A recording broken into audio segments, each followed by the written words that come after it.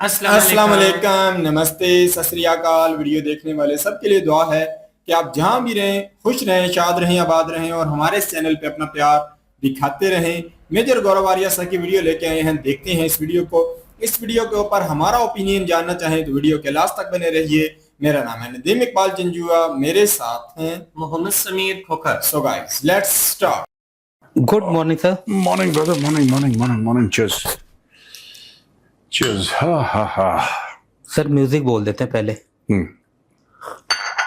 क्योंकि पाकिस्तानी चक्कर में ना म्यूजिक रह जाता है। म्यूजिक।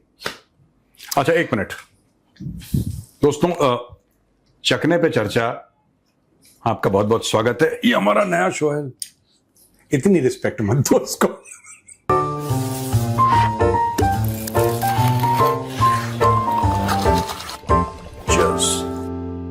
तो जो है सर, जो है पहला क्वेश्चन सर ये है, ये अब्दुल वासिद आप जानते हैं पाकिस्तान से।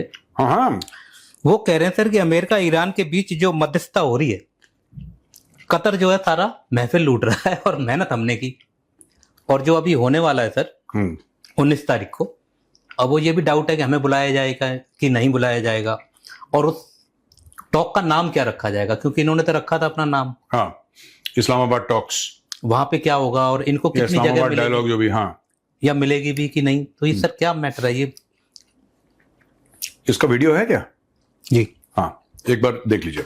अब जब भी ये जेनीवा में शायद अगले हफ्ते हो ही जाए तकरीब MOU की, जिसमें शायद हमारे प्राइम मिनिस्टर, फील्ड मार्शल वगैरह, तुर्की से लोग, फॉरेन मिनिस्टर या और भी, कतर, सऊदी अरब, UAE, इजिप्ट, जॉर्डन, इन तमाम ममालिक के भी रिप्रेजेंटेटिव्स वहाँ मौजूद होंगे।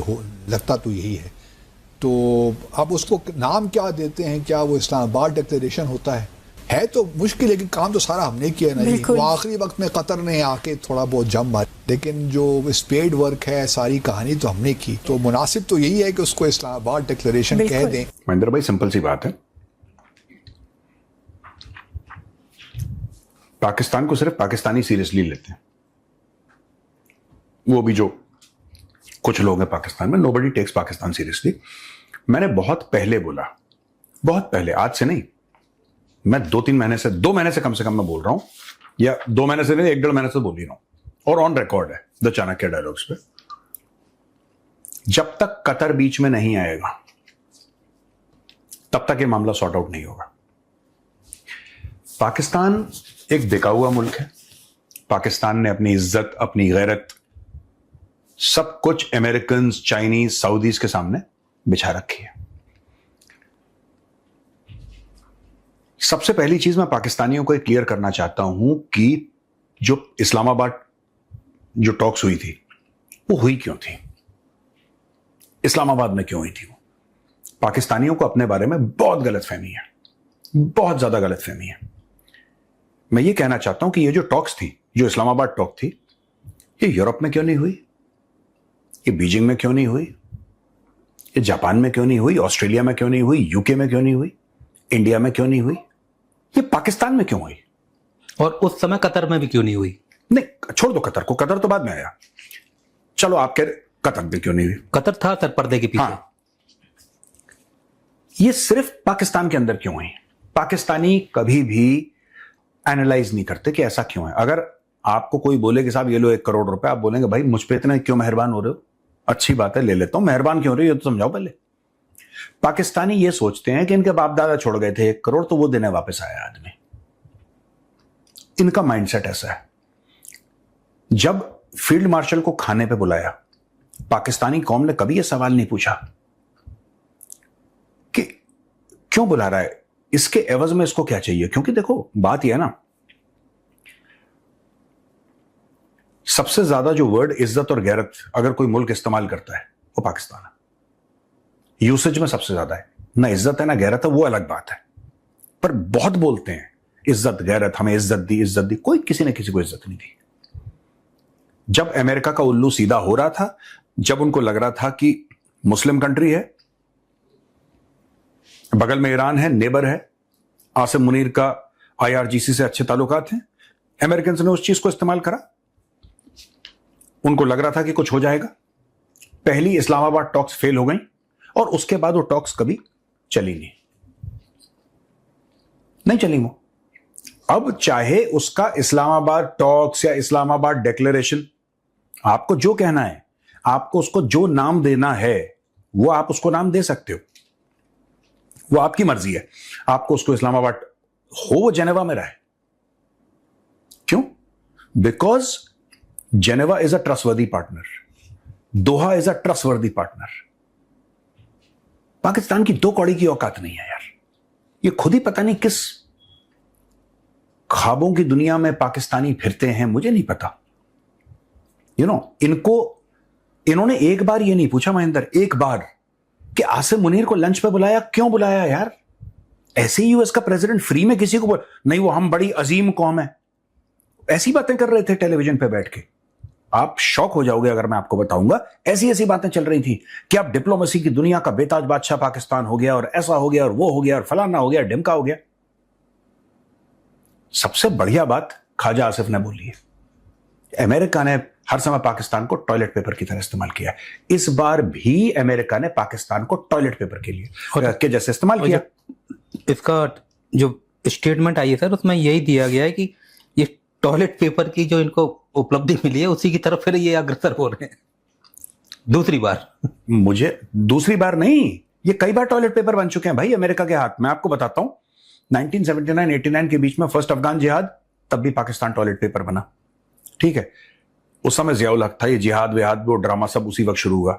उसके बाद 9/11 के बाद दूसरी बार इस्तेमाल हुआ है, ठीक है।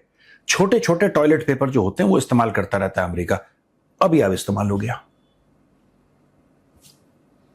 अभी रो रहे हैं। यही अब्दुल बासित, जिसने बिल्कुल नाच मचा रखा था, ये ऐसा नाच रहा था कि इसके घुंघरू टूट रहे थे, ऐसा नाच रहा था कि पाकिस्तान अब डिप्लोमेसी या पाकिस्तान में फैसले होंगे दुनिया के, खूब नाच रहा था ये। आज की तारीख में इसको समझ में नहीं आ रहा ऐसा क्या हुआ। और जब मैं ये कहता था तो मुझे पाकिस्तानी, पता है सोशल मीडिया में क्या मैसेजेस, अरे हमने इंडिया को पीछे छोड़ दिया और हमारी डिप्लोमेसी इतनी आगे निकल गई, आपको तो मेजर साहब आप परेशान हो जाते हैं, आप जलने की कुछ बदबू आ रही है।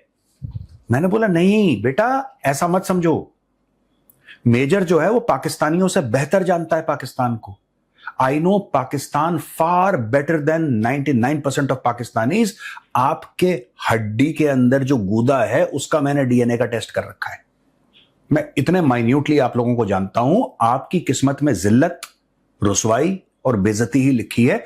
जब कभी कोई आपकी तारीफ करे, मैं ये चाहता हूं पाकिस्तानियों, तुम इस शख्स को शक की नजर से देखो कि तारीफ क्यों कर रहा है, क्योंकि वो तुम्हारे हक का है ही नहीं। तुम्हें एंड में तुम्हारी बेइज्जती होनी है। वो तारीफ इज टेम्पररी, बेइज्जती इज परमानेंट।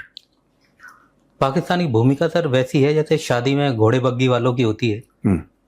दो पार्टियां हैं, शादी हो रही है, ये है कि हमने करा दी और देख रहे हैं कब कोई गड्डी फेंक के और ढोल बजाते बजाते नोट बीन रहे हैं। हाँ। अब यहाँ पे इनको कितने नोट मिले हैं सर, ये तो यहाँ तो इनके बजट में कुछ बढ़ोतरी हुई होगी, पर ये है वही सर, ये ढोल बग्गी वाला सिस्टम है इनका। जब डॉक्टर एस जयशंकर ने बोला था कि पाकिस्तान एक दलाल देश है, लोगों ने बहुत लग गई थी सर उस टाइम। हाँ, बहुत। अब पाकिस्तान कह रहे हैं हमारा इस्तेमाल हो गया। अरे बेवकूफ के बच्चों, तुम्हारा इस्तेमाल नहीं हुआ। तुम खुद गए थे डोनाल्ड ट्रंप के पास कि मालिक हमारा इस्तेमाल कर लो, कुछ पैसे दे दो। इससे ज्यादा कुछ नहीं है पाकिस्तान का। पाकिस्तान ने कभी भी दुनिया में कोई भी पॉजिटिव चीज नहीं करी। पाकिस्तान ने इसका, हाँ, पाकिस्तान इस्तेमाल बहुत हुआ है। पाकिस्तान इस्तेमाल बहुत हुआ है। पाकिस्तान को इस्तेमाल हर एक देश ने करा है। सऊदी अरब ने इस्तेमाल किया है पाकिस्तान को। पाकिस्तान को फंडिंग दी गई थी एक जमाने में कि मुजाहिदीन ट्रेन करो, और उसके बहुत पैसे सऊदी अरब से आते थे। ये मदरसे बनना, ये मसाजिद बनना पाकिस्तान के अंदर, सऊदी से बहुत ज्यादा पैसे आए हैं। और उसके एवज में पाकिस्तान ने जो किया वो किया। इन्होंने अमेरिकन से पैसे लिए, इन्होंने चाइनीज से पैसे लिए, इन्होंने यूरोपियन यूनियन से सबसे पैसे लिए। क्यों? कभी पाकिस्तानी ने ये नहीं पूछा, पाकिस्तानी कौम, और इसमें मैं आवाम को भी गुनहगार ठहराऊंगा कि भाई ये लोग हमें इतना पैसा दे क्यों रहे हैं। लगातार लगातार IMF हमें पैसा दे रहा है यार, और क्यों दे रहा है? आखिर इसके दिल में है क्या? इनके मन में कोई काला तो नहीं है? इस समझौते में सर इनको उम्मीद थी कि बहुत बड़ा फायदा होने वाला है। अगर ये इस्लामाबाद में दोबारा होती तो कुछ मिलता, अब ये और बाहर चली गई। बाहर उसको जाना था। आप उसका नाम इस्लामाबाद, जेनेवा में हो रहा है ना, जेनेवा में हो रहा है। आपने देखा होगा कुछ समय से ट्रंप ने फेवरेट फील्ड मार्शल नहीं बोला। इनको निमंत्रण है भी कि नहीं पता नहीं सर, अभी 19 तारीख तो आ गई। मैं कह रहा हूं कि नहीं, पाकिस्तान को मैं कह रहा हूं 99% पाकिस्तान कुड बी इनवाइटेड। मैं विल भी नहीं बोल रहा, मैं कुड भी कह रहा हूं, 99% इट कुड बी इनवाइटेड। उसी को ये डिप्लोमेटिक विक्ट्री, अरे तुम्हारा लेना एक ना लेना दो। अब्दुल बासित कहता है कि हमने बड़ी मेहनत करी, तुमने कुछ नहीं, तुमने दलाली करी है। उसको मेहनत कब से बोलने लगे यार तुम लोग? पहचानो तो अब कौन इन्वॉल्व था। सुनो, आसिम मुनीर, जिसने एक दिन डिप्लोमेसी नहीं करी अपने जीवन में, वो तो फौजी है, उसको क्या अकल है डिप्लोमेसी की? आसिम मुनीर। शहबाज शरीफ, फॉर्म 47 वाला प्राइम मिनिस्टर, उसने एक दिन डिप्लोमेसी नहीं करी, ठीक है, वो इसलिए बैठा है क्योंकि आसिम मुनीर। तीसरा कौन है जो तीर मार रहा है इसमें बड़ा? मोहसिन नकवी। वो क्रिकेट भी चलाता है, वो ईरान की पीस टॉक भी चला रहा है, वो सब कुछ कर रहा है। सर इनका एक जाल है, मैं बताऊंगा, आप बताइए। बताइए जाल, बताइए जाल। जाल इसी में सर मैं इनका जाल बताता हूँ। एक पाकिस्तान की सांसद है सर, हाँ। महिला है, वो कह रही हैं कि हम पार्लियामेंट में आते हैं, अपने हकूक की आवाज उठाते हैं, पर यहाँ कोई सुनने वाला नहीं है, क्योंकि जो पार्लियामेंट का जो एक लीडर होता है जिसके अंडर में पार्लियामेंट चल रही है, वो बना रखा है। स्पीकर होगा? नहीं स्पीकर नहीं सर, जो पार्लियामेंट देखते हैं, जैसे रिजिजू जी हैं अभी, किरण रिजिजू जी जो उनके पास वो है, तो इशाक डर। तो वो कह रही है इशाक डर है क्या ये? इसके पास 2-3-4 मंत्रालय दे रखे हैं। तो क्या क्या है सर इशाक डर? विदेश मंत्री, पहले फाइनेंस मिनिस्टर हुआ करता था, हाँ, फिर ये विदेश मंत्री बन गया, डिप्टी प्राइम मिनिस्टर भी है, हाँ, और भी 2-3 है छोटे मोटे। हाँ। मोहसिन नकवी सर, ये पीसीबी का भी है, गृह मंत्री है। गृह मंत्री बहुत बड़ी चीज होती है, हाँ। वो भी पाकिस्तान जैसे में, हाँ। जिसमें हर घंटे में कोई घटना घट रही है। हाँ। नहीं, और एशियन क्रिकेट काउंसिल का भी चेयरमैन है, जहां पे उसने ट्रॉफी चुराई थी भारत से, वहां का भी है। और एक गृह मंत्री है, वो भी पाकिस्तान जैसे, जहां हर आधे घंटे में खबर आ जाती है, वो थाने में ये पिट गया, वो पिट गया, वहां का गृह मंत्री है। हाँ। तो ये इनकी दोनों की ये निकल गया सर। इशाक डर जो है वो नवाज शरीफ का सर कजन भी है और समधी भी है। एक तो ये मेरे पल्ले नहीं पड़ रही कि ये नवाज शरीफ का कजन भी है और समधी भी है, दोनों है, 2 in 1 है। तो ये तो एक तो इसकी वजह से इसको इतने सारे मंत्रालय मिले जा रहे हैं, कजन और वो भी है और समधी भी है। और उसका तो आपको पता ही है, गृह मंत्री का। हाँ। अब तो वो इनकी रिश्तेदारियों में सर ये उलझे हुए हैं आपस में, कोई आसिर मुनीर का है, कोई नवाज शरीफ का। ये कजन और समधी वाला क्या मैटर हुआ? रिश्तेदारी भी इनकी इलीगल है सबके साथ। ये सर कजन और ये समधी वाला आप मुझे, वही तो कह रहा हूं, मुझे नहीं समझ में, मुझे आई डोंट नो यार। ये तो कजन भी है सब, तो सोच के उल्टी आती है। चलो, तो सर वही जो आप बता रहे थे कि ये आपस में इतने सारे इनके वो चलते रहते हैं फंडे, और फिर ये लोग टॉक में बात हो रही है। आपको क्या इनकी क्रिकेट टीम क्यों पिट रही है? इनकी क्रिकेट टीम इसलिए पिट रही है क्योंकि सब किसी के रिश्तेदार वहां पे बैठे हुए, चयन करता ही वही होते हैं सर सब। और एंड में उसने बिल्कुल ठीक बोला। वो नहीं था, वो कौन था क्रिकेटर जो 5 मैच जिसने खेले हैं, जो टीवी पे बहुत आता है, उसने कल परसों तनवीर अहमद ने यही तो बात बोली थी। वो तो सर डरते डरते जो बोली थी सर, शहर के उस लाहौर का नाम ही नहीं ले पाया बेचारा। लेकिन वो कह रहा है कि बस एंड में ये सब लोग अपने भाई भतीजे को फिट कर देते हैं, सब कुछ कर देते हैं, एंड में बोलते हैं कि कोच को निकल। सर आपको पता होगा, हाँ। पीटीवी पे मैच चल रहा था भारत पाकिस्तान का। हाँ। इन्होंने कहा कि कौम को कभी भी हारते हुए नहीं दिखा सकते टीम को। हाँ। तो इन्होंने मैच बदल दिया, फुटबॉल आ गया, पता नहीं कौन खेल रहा था। क्या बात कर रहे हो? हाँ सर, मतलब चल रहा है। हाँ, हमारी 2-3 दिन पहले बात तो हुई थी ऐसी, कुछ तो चलती फिरती। हाँ, हमारी बात हुई थी। आपको हारते हुए नहीं देख सकते, कौम को भी नहीं दिखा सकते। वो क्रिकेट खेल रहे थे, क्रिकेट में पाकिस्तान हार रहा था। जो अपना मोटा वाला है सर, वो आजम खान। अरे नहीं सर, वो जो आगाजी वाला। अच्छा, समझ गया, मैं समझ गया, आगाजी। हाँ। वही देख देख के उसमें से कमेंट्री करता है। हाँ। नीचे मैच चल रहा होता है, ओ शाबाश ये वो, और फट फुटबॉल आ गई। फिर वो कह रहा है ओए एक ही पहले तो उसका ये पीटीवी पे फीफा का मैच क्यों आ गया है? ये असल वाला मैच है लाइव, वहां पाकिस्तान इंडिया का मैच चल रहा है, और वहां फीफा वर्ल्ड कप का मैच, किसका मैच है? जर्मनी का। जर्मनी क्या पंजाब में है, सिंध में है, बलूचिस्तान में है, केपी में है, कहां पे है जर्मनी? जाया कर दिए हैं भाई पीटीवी वालों तुमने मैच, वैसे जाया कर दिए हैं। ये जितना टैक्स हमने पीटीवी को दिया, जाया कर दिया आज पीटीवी ने। कट गया बहुत तगड़े वाला। फिर वो कह रहा है कि उसके पाँव से उछलता बहुत है ना, कोई बटन तो नहीं दब गया, फुटबॉल कहाँ से आ गया, रिमोट विमोट तो नहीं दब गया कोई। फिर देख रहा नहीं पीटीवी पे ही आ रहा है। फिर कह रहा है, फिर कंफर्म कर रहा है अपने पीसीआर वीसीआर से कि भाई ये क्या लगा दिया। मतलब हारना, हम हारे ही नहीं है, ये कहने का मतलब है। जब गेम ही नहीं चल रहा तो हारे कैसे? हाँ, कैमरा शिफ्ट कर दिया, बोला फुटबॉल लगाओ, फुटबॉल आ गया अचानक और पीटीवी पे। हाँ फिर वो कह रहे, तो ये तो इनके हाल है सर। हाँ। और इसी क्रिकेट से ही सर एक और चीज उठ के आ रही थी। महिला जो कोच है इनका, प्लेयर है, क्या नाम है उसका? Wahab Riaz, fast bowler. हाँ, तो वो तो सर उसने बोला कि हमारी महिला टीम ने पाकिस्तान की महिला टीम ने इंडिया की महिला टीम को बड़ी तगड़ी टक्कर दी है, ऐसे ही नहीं हारे। तो उसको लेके पाकिस्तान में ही बड़ा वो हो रहा है कि भाई 64 रनों से हार के क्या टक्कर हुई है। 64 रनों की हार को सर वो ये कह रहा है कि बहुत ही उम्दा खेल हुआ है और हमारी टीम ने इंडिया की टीम को बहुत ही ज्यादा तगड़ी टक्कर दी है। और वो टक्कर ये है सर कि 64 रनों से मैच हारे थे वो। मैं देख रहा था किसी का स्टेटमेंट, वुमेन क्रिकेट की मेंबर थी वो, मैच हारने के बाद कहते हैं कि हमने बैटिंग और बॉलिंग में इंडिया को आउट क्लास कर दिया। बैटिंग और बॉलिंग में हम इंडियन टीम से, तो तुम मैच कैसे जीते? फिर हम लोग मैच कैसे जीते? फिर मुझे समझ में नहीं आया।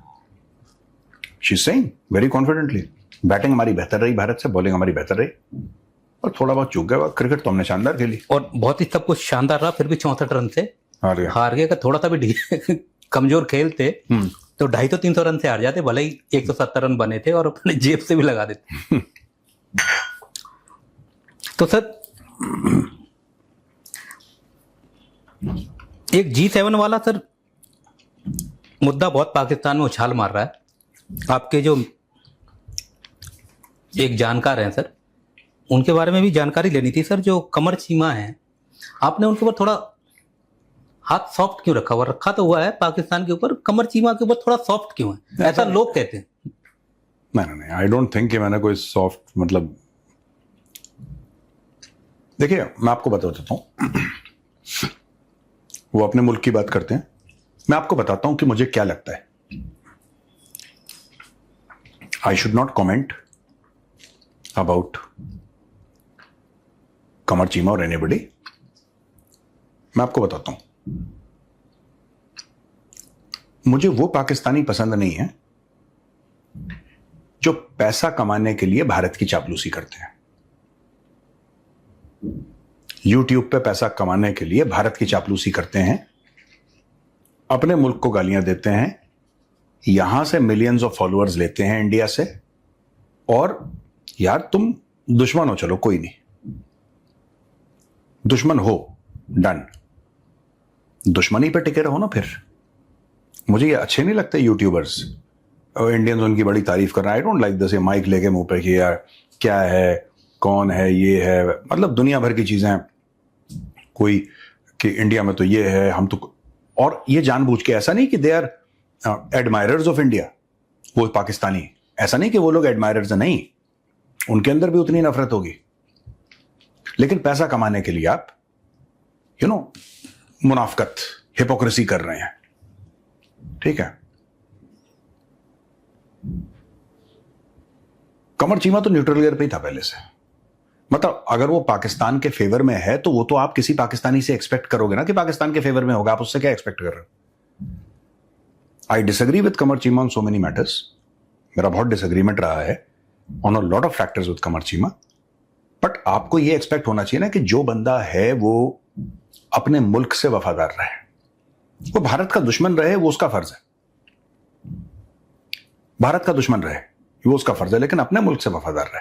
प्रॉब्लम तब होती है जब ये, मुझे बिल्कुल नहीं पसंद है, आप बाजार जाएं और लोगों के मुंह में माइक डालें और फिर बोलें ये भाईजान ये मोटरसाइकिल कितने की है, गेस करिए कहां की है। अच्छा, उसको भी पता है कहां की है, नहीं, मजाक ना करें, सच कहें। अबे पागल है यार। तो इसीलिए सर आपने उनके ऊपर थोड़ी सी दया दृष्टि रखी हुई है। दया दृष्टि नहीं, मुझे जो लोग मुंह पे बोलते हैं ना, कड़वा बोलते हैं, मुझे वो लोग अच्छे लगते हैं। हाँ, मुझे तो दाएं बाएं लाग लपेट वाले अच्छे नहीं लगते। तो सर ये G7 वाले पे हाँ। कमर चीमा जो हैं वो कह रहे हैं कि ये क्या हुआ, ऐसी बात करते हैं सर, ये क्या हुआ।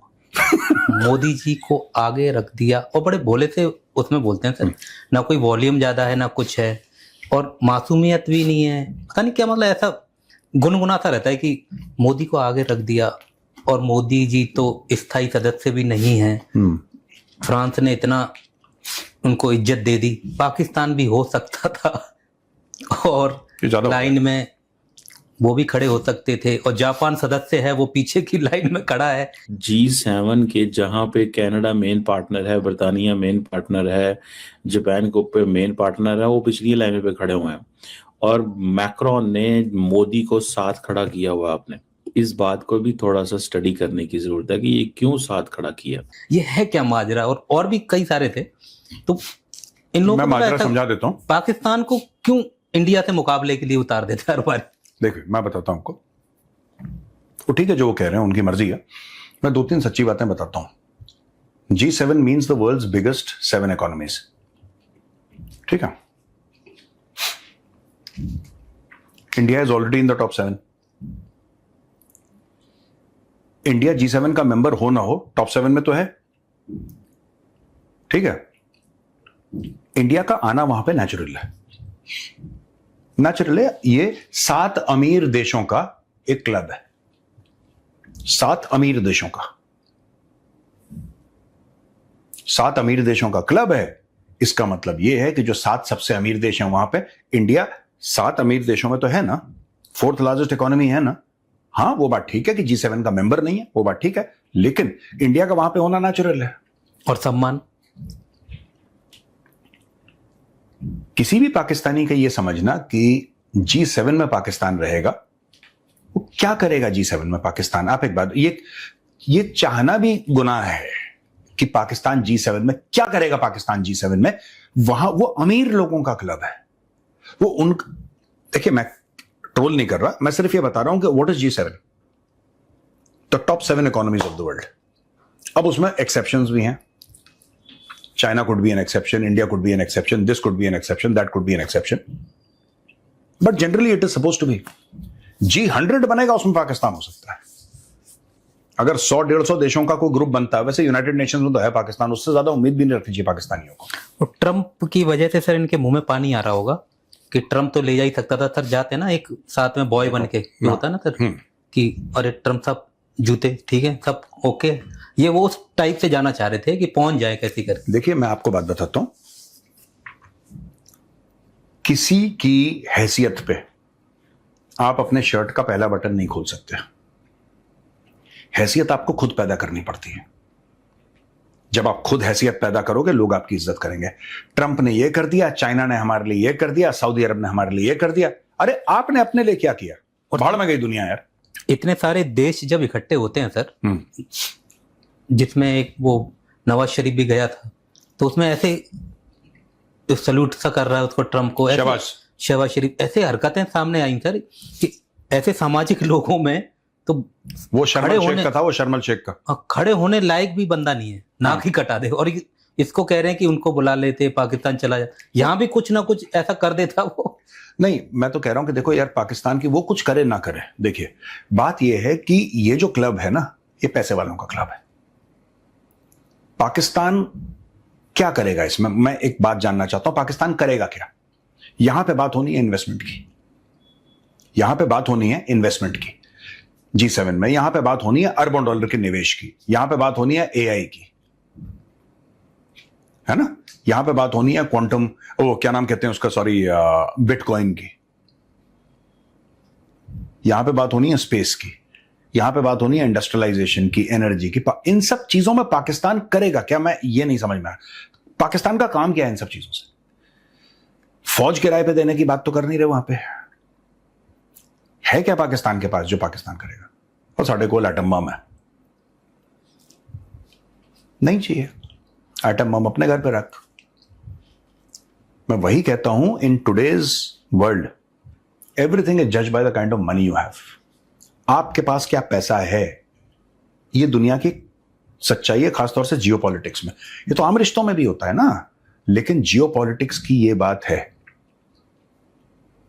आपके पास क्या पावर है, आपके पास क्या रिसोर्सेज हैं, आपके पास कितना पैसा है, ये अपनी देखिए, ये जो इन्होंने अलिफ लैला की कहानियां अपने बच्चों को सुना रखी हैं पाकिस्तान में, उसके बेसिस पे तो G7 पे नहीं बुलाएगा ना कोई आपको, जो आपने अलिफ लैला की कहानियां सुना रखी हैं अपने खुद के बच्चों को कि पाकिस्तान अजीम मुल्क है, ये जो एतिहाद एयरलाइंस हम ही ने शुरू करी थी, ये पता नहीं क्या क्या झूठ बोलते हैं। एक जमाने में हमने जर्मनी को लोन दिया था, हमने चाइना को लोन दिया था, ये सब बोलते हैं पाकिस्तानी। मैंने बोला यार ईरानियों के बारे में बोल रहे थे सर। हाँ। कि कुछ नहीं थे, लुटेरे थे, रेत ही रेत था, हमने मतलब इनको उनके लिए यूएई वालों के लिए बोल रहे थे कि वहां तो रेत ही रेत था, पाकिस्तान ने उन्हें सब कुछ सिखाया जब इन्होंने पैसे मांग ली। पाकिस्तान मतलब सर एक तरह से टेंट हाउस का वो डेग है। डेग तो आप समझ ही रहे होंगे सर। हाँ बिल्कुल समझ रहे हैं। जिसमें बिरयानी बनती है, तो बिरयानी बना रहा है कोई और खा रहा है कोई, और डेग यूं ही खुश हो रही है कि मेरे में हैदराबादी बिरयानी बन रही है, यहाँ मुरादाबादी बिरयानी बन रही है, और ऐसे ही जल रही है चूल्हे पे और खुश हो रही है कि मेरे अंदर बिरयानी बन रही है। और डेग का अपने बिरयानी तो कोई स्वाद लेना देना भी नहीं है, यूं ही जल रही है और बना कोई रहा है और खा कोई रहा है। तो ये सिर्फ डेग ही है पाकिस्तान और बिरयानी की। पाकिस्तान वो कपड़ा है जिससे गंदी डेग ना धुलने के बाद साफ की जाती है, बस डेग भी नहीं है, वो है ही नहीं इनके पास कुछ यार, सब भीख मांग के तो पैसा। इनका पूरा फॉरेन एक्सचेंज रिजर्व जो है भीख पे है। आप बोलिए जो 15 अरब डॉलर का गाना गाता है पाकिस्तान, उसका ब्रेकअप दीजिए। सऊदी का कितना पैसा पड़ा है, कतर का कितना पैसा पड़ा है, IMF का कितना पैसा पड़ा है, ADB का, वर्ल्ड बैंक का ना, कमाते वमाते कुछ नहीं, सब फ्रॉड का मामला है इनका, सब भीख मांगते। मेजर गौरवारिया सर की आज बातें जो हैं मुझे काफी ज्यादा कह लो कि हैरान कर गई हैं। कि अगर देखा जाए एक तरफ तो ये जो है पाकिस्तान का देखें कि पाकिस्तान, मैंने तो देखा है कि आसम मुनीर भी भाग रहे थे, उसके बाद इसाक डार भी भाग रहे थे, और अगर देखा जाए तो मोहसिन नकवी भी भाग रहे थे। तो अभी तो इन्होंने ये बयान दिया कि हमें वहां बुलाया जाएगा, नहीं बुलाया जाएगा, ये बात बासत साहब कर रहे हैं।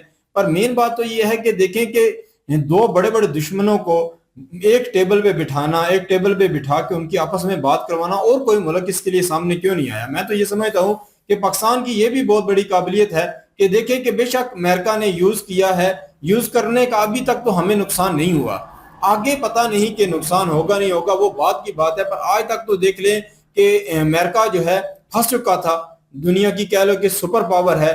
वो देख लें कि मैं जितने भी मैंने तजियाकारों को सुना, उन्होंने कहा है कि अमेरिका यकीन करें कि इतना बुरा तरीके से फंस गया था इस जंग में नेतन्याहू की वजह से कि वो निकलने के लिए कोई सर पैर हिला रहा था कि किसी तरीके से निकला जाए। तो उसमें फिर पाकिस्तान ने उसका साथ दिया, और इसलिए अगर देखा जाए तो डोनाल्ड ट्रंप जो है हमारे आसम मुनीर साहब की सर की जो है काफी ज्यादा तारीफ कर रहे थे, और काफी उनको लग रहा था कि अभी जिस चक्कर में वो फंस चुके हैं, इतनी बमबारी करने के बाद भी ईरान पलटवार करता है। तो मैंने देखा है इंडिया के भी बड़े बड़े यूट्यूबर को मैंने सुना है, उन्होंने भी तारीफ की थी कि ईरान जिस तरीके का जवाब दे रहा है ये आसान बात नहीं है, ना इतना आसान ये देखें कि अमेरिका जो है अंदर घुस घुस के हर जगह पे अटैक करके तो जी वहां फिर से मिसाइल को फायर करना ये छोटी सी बात है। तो मैं ये समझता हूँ कि इतने बड़ी जंग को पाकिस्तान ने इनको खत्म करने के लिए अपना किरदार अदा किया है। मेरे नजदीक तो पाकिस्तान को इसमें क्रेडिट बेशक कोई ना दे, बेशक उनकी मर्जी है हर किसी की, हर बंदा अपनी राय रखता है,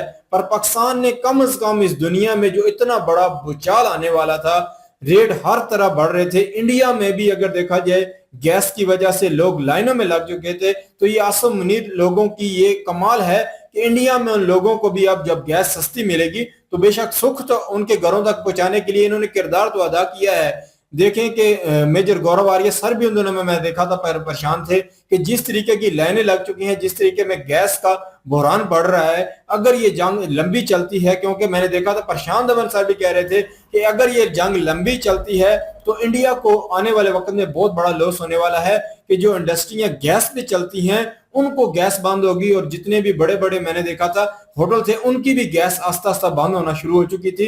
तो ये इंडिया को कहीं ना कहीं कितना लॉस होने वाला था। तो ये मैं तो समझता हूं कि ये भी 2 नंबरी है। कह रहे हैं कि पाकिस्तानी जो इंडिया की तारीफ करते हैं वो 2 नंबर हैं, जो इंडिया अपने दुश्मन इंडिया को समझकर जो है हकीकत को नहीं मानते, तो उनको ये कह लो कि उनको ये प्रेफर कर रहे हैं। तो मैं ये समझता हूं कि कम से कम जिन्होंने इंडिया में भी गुर्बत कह लो कि गरीब लोगों के जिंदगियों में भला किया है, कम से कम उन्हें क्रेडिट ना दें और उनकी कहीं ना कहीं इतना भी उनकी आलोचना ना करें कि ये कह लो कि इस सारे कह लो कि विवाद का जो है कोई फायदा ही ना रहे। देखा जाए तो देखें कि कितना बड़ा लॉस बन चुका था। अगर देखा जाए अमेरिका ने भी रास्ते बंद कर दिए थे, कोई भी ईरान का जहाज बाहर नहीं जाएगा। उसके बाद हरमुज भी बंद हो चुकी थी, तो कितना मुश्किल हो चुका था दुनिया भर के लिए। हर चीज का रेट बढ़ना शुरू हुआ था। मैंने देखा कि बर्तानिया में भी गैस के सिलेंडर की रेट बढ़ा था और उसके बाद जो है हर चीज का रेट बढ़ने जा रहा था। इंडियन लोग ही वीडियो बना के बता रहे थे कि वहां पे भी रेट बढ़ना शुरू हो चुके हैं। तो मैं तो ये समझता हूं कि इस स्थिति में हालत आ चुकी थी कि अगर कोई भी हो, पाकिस्तान नहीं कोई भी कंट्री हो, तो उसको क्रेडिट देना चाहिए। बेशक आज अमेरिका पाकिस्तान को क्रेडिट नहीं देता, तो ये मेरे नजदीक अमेरिका भी कह लो कि 2 नंबरी करता है। पाकिस्तान अभी तक यूज नहीं हुआ, हमारा लॉस तो कोई भी नहीं है। पाकिस्तान जा जाके दोनों तरह मुल्कों को बात करके समझाने की कोशिश कर रहा था कि इस युद्ध का परिणाम जो है पूरी दुनिया को भोगना पड़ेगा। ये बात दोनों मुल्कों को समझाई। उसके बाद आलमी सतह पे जब भी कह लो कि वार हुआ था, क्योंकि ईरान के दिन पिछले दिन भी आपने देखा था कि इसराइल में ईरान ने अटैक कर दिया था हिजबुल्ला के ऊपर अटैक करने की वजह से, तो उधर से इसराइल ने भी अटैक कर दिया। तो पूरी दुनिया ने फिर बयान देने शुरू कर दिए कि जो कह लो कि सीज फायर हुआ है उसकी खिलाफवर्जी नहीं होनी चाहिए। तो मतलब पूरी दुनिया को इम्पैक्ट आ रहा था। तो मेरे नजदीक तो आसम मुनीर हो या कह लो कि जो भी इसके पीछे कार्य किया है उनको क्रेडिट बनता है। कोई नहीं देता, उसकी अपनी मर्जी है। बाकी जिनेवा में जो अभी एग्रीमेंट होने जा रहे हैं उसमें भी पाकिस्तान ने देखें कि सुलह करवा दी है, जंग रुक चुकी है। पाकिस्तान को अगर अभी इसमें कोई लेना देना इतना खास नहीं है, क्योंकि पाकिस्तान को जो फायदा होने वाला है वो अब ये याद रखें कि आने वाले वक्त में अगर जो गैस पाइपलाइन ईरान ने अपने बॉर्डर तक पहुंचाई है, वो गैस लाइन पाइपलाइन के ऊपर आगे पाकिस्तान भी बिछा लेता है, वो अमेरिका की तरफ से हमें इजाजत मिल जाती है कि अभी ईरान के ऊपर से सारे प्रतिबंध खत्म होते हैं, तो ये पाकिस्तान को ये बेनिफिट होंगे। पाकिस्तान ने जो इनका आपस में सुलह करवाई है, इसके पीछे पाकिस्तान का बहुत बड़ा नैरेटिव है कि पाकिस्तान में गैस भी सस्ती आना शुरू हो जाएगी। उसके बाद जो है पाकिस्तान में तेल भी सस्ता आना शुरू हो जाएगा। जो गरीब पाकिस्तान की आवाम है, ये जनरल आसम मुनीर हो या कोई भी मोहसिन नकवी हो, इन्होंने अपनी अवाम के हकूक के लिए, अपनी अवाम की सहूलियात के लिए काम किया है। ये आने वाले वक्त में पाकिस्तान को इसका बेनिफिट बहुत ज्यादा हो सकता है अगर ये ईरान के ऊपर से सारे प्रतिबंध खत्म हो जाते, क्योंकि 2 महीने जो मुज़ाकरात होनी है इसमें अमेरिका ईरान को समझाने की कोशिश करेगा, ईरान अमेरिका को समझाने की कोशिश करेगा, फिर भी जंग हो सकती है। क्योंकि अभी तक जंग फुल खत्म नहीं हुई, अभी ओनली सीज फायर 60 दिनों के लिए है। तो मैं ये समझता हूं कि पाकिस्तान ने तो बड़ी कोशिशें की हैं, अपने 2-2, 3-3 बार जो है मोहसिन नकवी ईरान में गए हैं, आसम मुनीर कितनी बार गए हैं, उसके बाद और कितने मुल्कों के चक्कर, चीन का चक्कर 60 डॉलर ने लगाया, साथ में दुबई का लगाया, साथ में ईरान का लगाया। तो ये क्रेडिट मेरे नजदीक मेजर गौरव सर नहीं दे रहे, ये क्रेडिट हकीकत बात है इस जंग को रुकाने में पाकिस्तानियों का बनता है।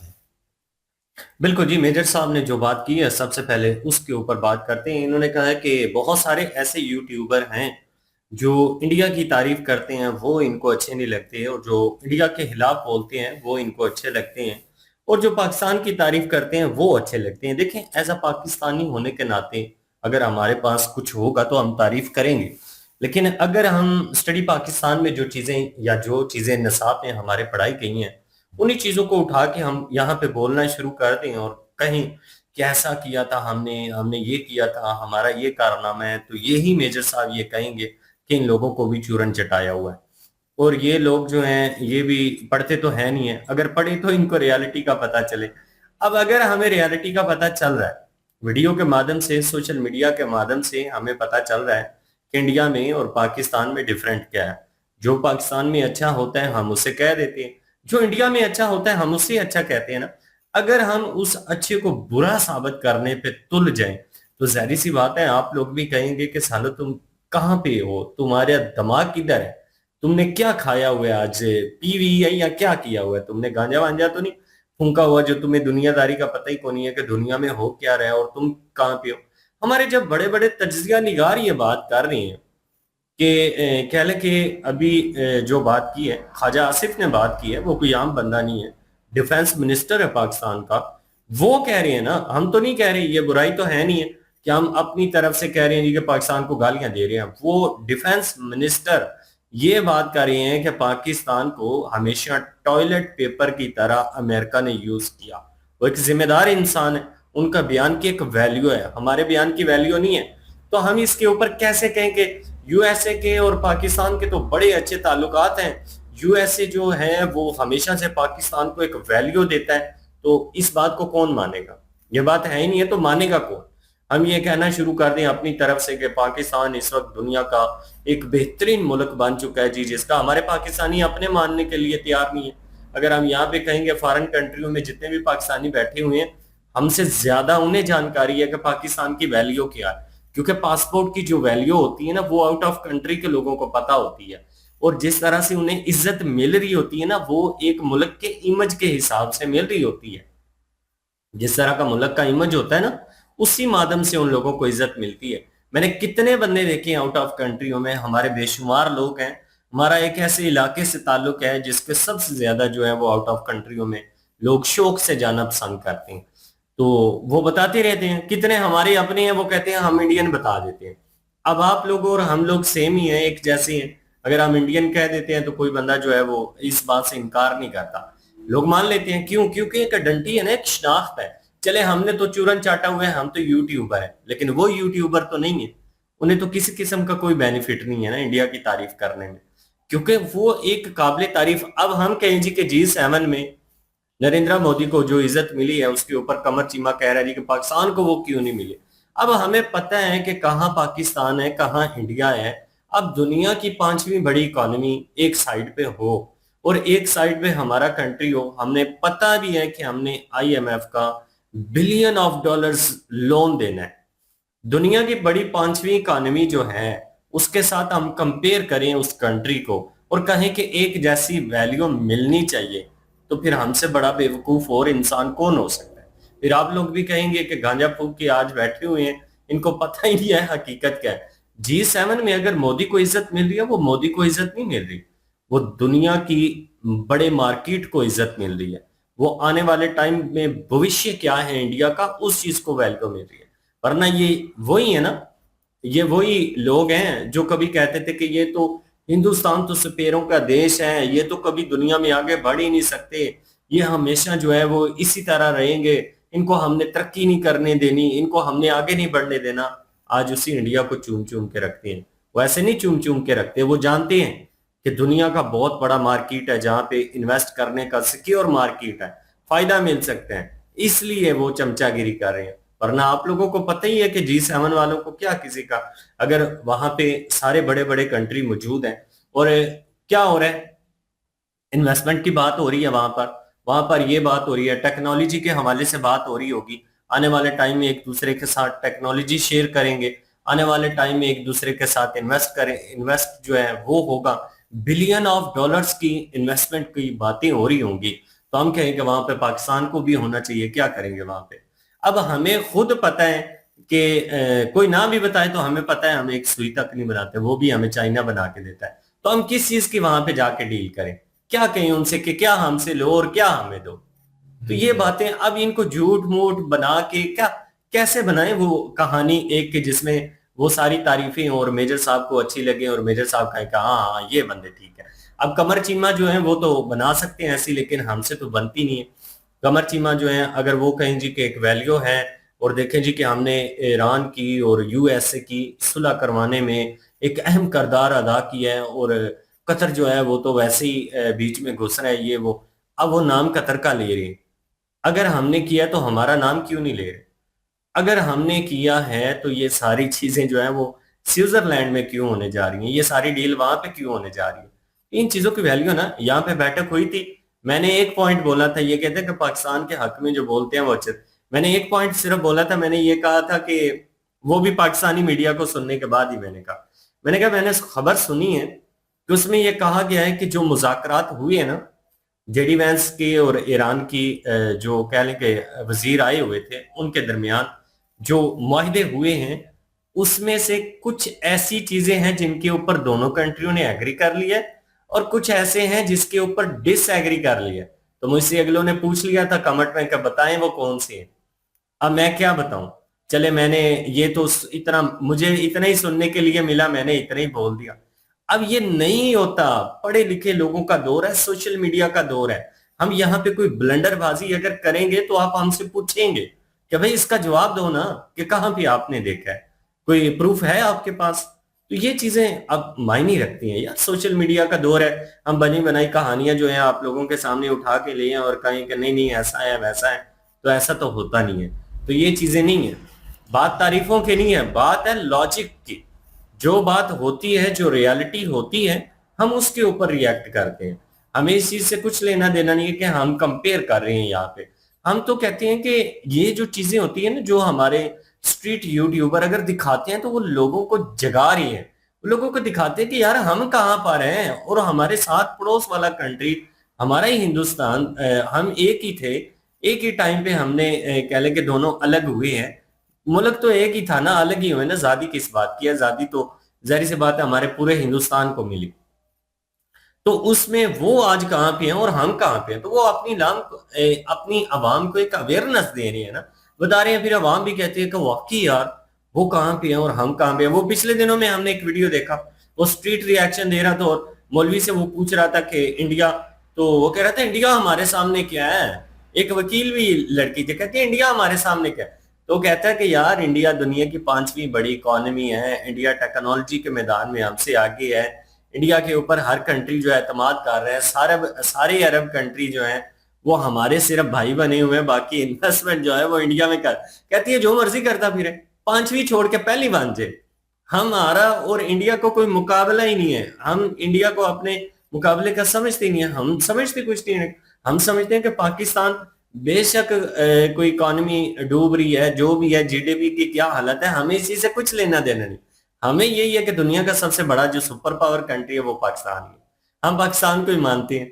फिर हम भी यही कहना शुरू कर देते हैं, फिर मेजर साहब खुश हो जाए। हर वीडियो के माध्यम से बातें करते हैं जी।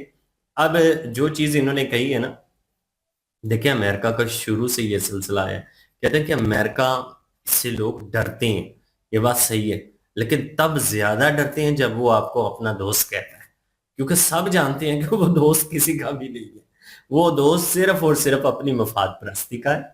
कोई भी अगर किसी के साथ चलता है, जियो पॉलिटिक्स का मैदान है, मुखलिस दोस्त अगर रशिया, फ्रांस, इजराइल इंडिया के साथ मुखलिस हैं, तो इस तरह से हर कोई किसी के साथ मुखलिस नहीं है। जियो पॉलिटिक्स में सिर्फ और सिर्फ जो है वो बेनिफिट्स देखे जाते हैं। अब देखना यह है कि जो मुआहदे हो रहे हैं, जो बातचीत हो रही है, कल 19 तारीख है, वो डील होनी भी है या नहीं होनी ये भी कोई पता नहीं है भाई। इसराइल जो है ना, उसको कोई पता नहीं है किस टाइम वो धमाका कर दे। बाकी इन्होंने मैच की बात की, इन्होंने कहा जी मैच लगा हुआ था, पीटीवी जो है वो हार बर्दाश्त नहीं कर रहा था, उसने जो है फुटबॉल वाला वो चैनल जो है वो चेंज करके तो वो फुटबॉल वाला प्ले कर दिया। फुरकान भट्टी को बड़ी जो है मिर्चें लगी, उसने कहा हम इतना टैक्स देते हैं। तो ये चीजें तो एक नॉर्मल है जो होती रहती है। बाकी अगर देखा जाए जी पाकिस्तान G7 कंट्री में, तो ये तो कोई मतलब बात ही नहीं है कि पाकिस्तान को कभी मैं तो आज भी नहीं, आने वाले वक्त में भी हमारे यहाँ के हुक्मरान जो हैं, यहाँ सियासतदान जो है आपस में लड़ रहे हैं, ना कोई चीज हम बना रहे हैं, ना हमको बाहर सेल कर रहे हैं। हमारा बजट भी जो है दूसरे कंट्री जो है वो बनाते हैं, वो बताते हैं कि आपने ये चीज इतने की करनी है, ये बजट इस तरह आपने पेश करना है। तो हमारा G7 में बात करनी ही मेरे ख्याल में फजूल है। G7 में कभी भी पाकिस्तान को आने का कभी को मौका मिलेगा भी नहीं, क्योंकि पाकिस्तान के हालात इस कदर डाउन हो चुके हैं, हमारे ऊपर इतना कर्जा बढ़ चुका है। हमारा G7 में कभी कह लो कि सोच में भी नहीं आता कि G7 में, तो ये इंडिया को ही कह सकते हैं कि इतना बड़ा कह लो कि अवसर मिला है कि देख लें कि चौथी 5वीं बड़ी इकॉनमी के जो है वो G7 में इंडिया ना होते हुए भी इतनी रिस्पेक्ट दी जाती है, इंडिया को बुलाया जाता है। तो ये कह लो कि इंडिया के लोगों की और इंडिया के ऑनेस्ट हुक्मरानों की ये काबिलियत है कि उनको इतना अवसर मिलता है। बिल्कुल जी, ये थी आज की वीडियो। इस वीडियो के माध्यम से आप लोगों का क्या कहना है, आप लोग कमेंट सेशन में अपनी राय जरूर दीजिएगा, दुआओं में याद रखिएगा। मिलते हैं नेक्स्ट वीडियो में, तब तक के लिए अल्लाह हाफिज़।